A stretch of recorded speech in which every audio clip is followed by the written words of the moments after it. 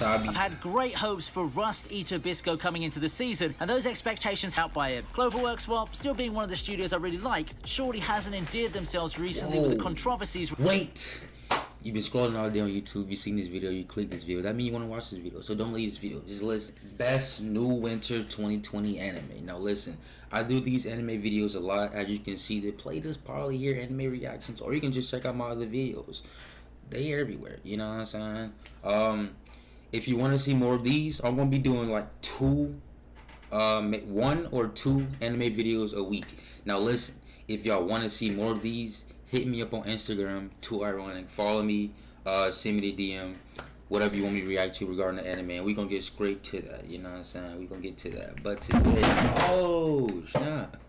It ain't happening because it's on YouTube.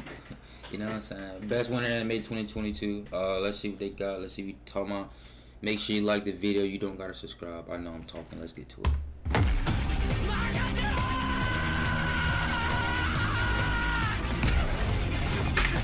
Just like that, we're thick in the middle of the season, guys. Things just went by so quickly, didn't they? They've been getting heated, and I'm enjoying this season's anime. Demon Slayer and Attack on Titan have been as good as they've always been. Yo, Attack on Titan getting crazy, bro. Glad they're doing a decent job on Ari Fureta for the 2nd season. Oh, and Princess Connect 2nd season comes with a lot of revelations that I, being a player of the mobile game, got absolutely mind blown by. But today isn't about those big hits that have left their legacies for us to enjoy. Today, what I'll be doing is giving a mid-season talk of sorts about some of my favorite new anime. So strap yourselves in and let's look at what I think are the best new anime so far. Okay. Look in the basket, bro. We start off the list with Love of Kill.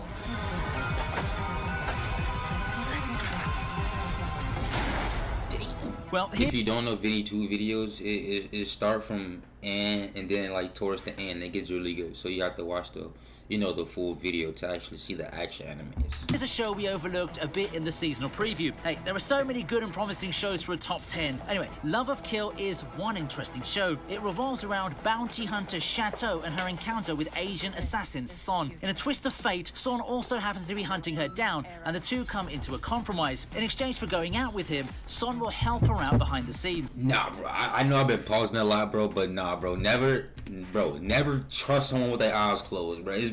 It's been proven on plenty of animes. Bleach, plenty. Don't ever trust nobody with that always got their eyes squinted like these, bro. No. Encounter with Asian assassin Son. In a twist of fate with him, Son will help her out behind the scenes. Now, things get a little bit more complicated when the two are made to face their dark pasts that come knocking. With no one they can trust, the two may be forced to rely on each other to get through it. Now, this show caught me by surprise. The dynamic between cold tsundere female and the opposite is a tried and true formula, but it never gets old. I also found the level of violence and the way the character dynamics are in the series interesting, but I guess that's to be expected because it is a josei series, a demographic that we don't see in anime that often. If you're up for a romance that's dark and mature, this could be something worth picking up.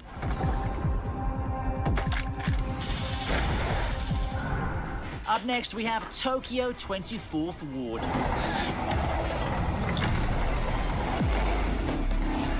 Now, this was one of the shows that I took an interest in entering the season. Tokyo 24th Ward is a new original anime by Cloverworks, and it promised superpowers, drama, and mysteries. You've got an interesting premise with 3 estranged friends forced to work together to protect the future of their home, the whole dead friend mystery, and superpowers. It even began with a double episode special that sets the tone of the series really well. Then, bro, I know that look cool, bro, but like, we humans, bro. We literally can't do that, bro. I know parkour, monkey voting. I know. I want to do the same thing, but bro, we human, bro. Unfortunately, we can't.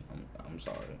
Superpowers. It even began with a double episode special that sets the tone of the series really well. Then the pacing slows down, and we get quite a lot of setup before jumping back into the fray with the action. I find the show nice enough, but I can also see why some people feel tuned out by it. Cloverworks, while still being one of the studios I really like, surely hasn't endeared themselves recently with the controversies related to Promised Neverland 2 and Wonder Egg Priority. Now, this looks to be headed towards that direction as well, but I am holding out hope that this will end up being one of the home runs that they pull out this season. After all, they've already got a show that I'm very high on later on this list.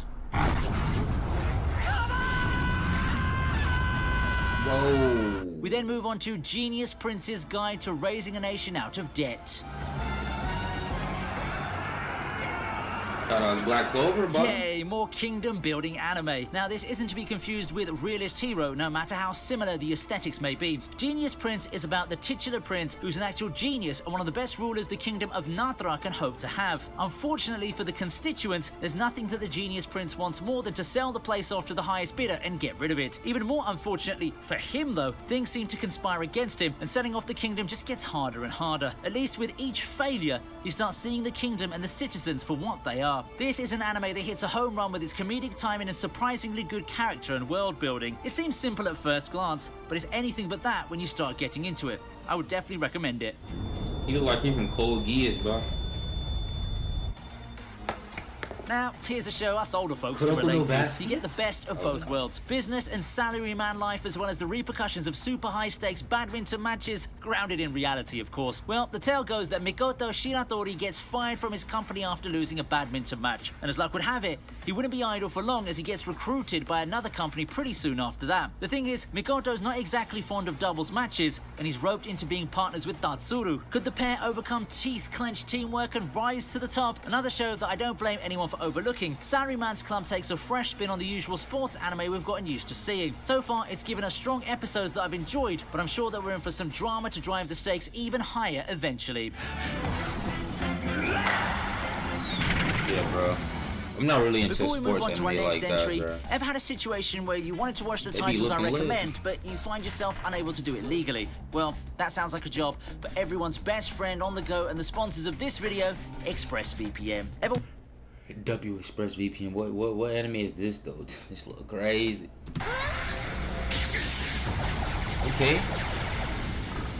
Wow, that's quite a mouthful for the title, yeah? And it's another new take on isekai. After all, where else would we find an isekai where What is isekai? Is that the anime or is that like the protagonist and his best friend get summoned to another world with the clause that our hero ends up being a complete bombshell of a girl? Oh, like Tachibana reincarnated as a Hinata slime? and said handsome friend Tsukasa now must defeat the demon lord, not just to save the world, but also to get him back to his original body. Nah, this is literally like reincarnated as a slime. It's like same premise, like same nah.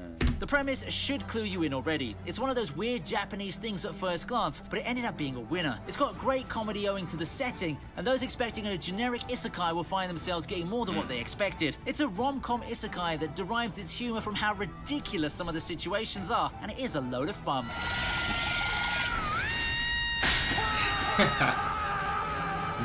We continue with The Orbital Children. お前たちを必ず生かして地球に返してやる。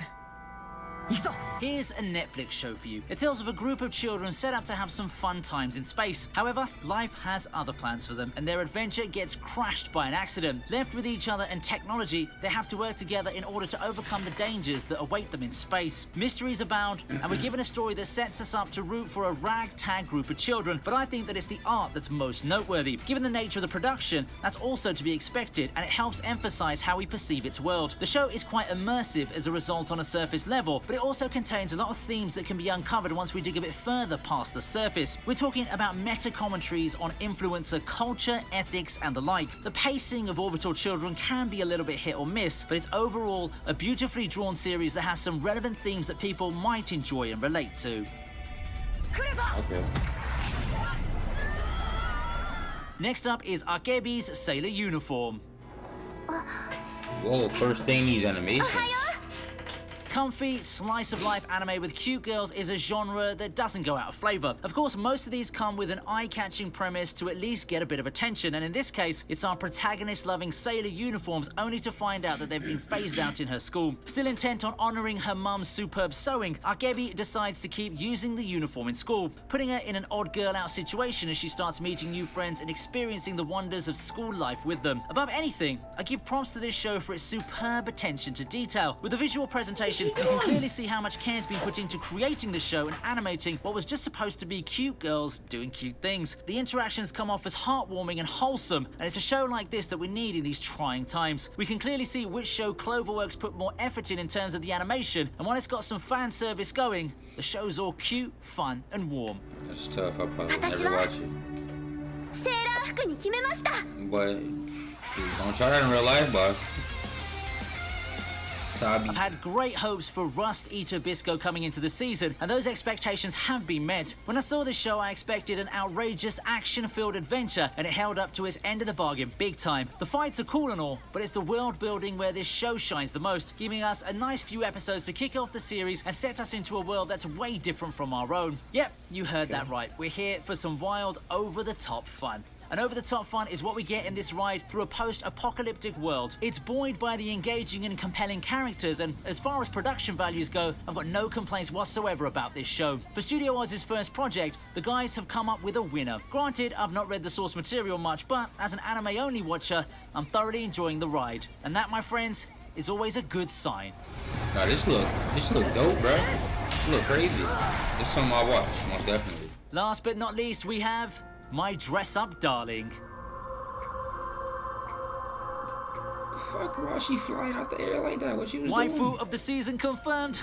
This, for me, is one of the more unexpected shows to blow up. But on the other hand, was it that surprising given how much of a charismatic beauty Marin is? She really pushes this show about cosplay to newer heights in terms of popularity, but saying that people are watching the show just for Marin is wrong in my opinion. After all, the show also relies on the strength of the lead, Gojo. A very nice lead, a serious and straight-laced guy who serves as the perfect foil for our outgoing girl. Bro, not gonna lie, like these anime girls, bro, the animations, they starting to go crazy. Adding makeup and everything.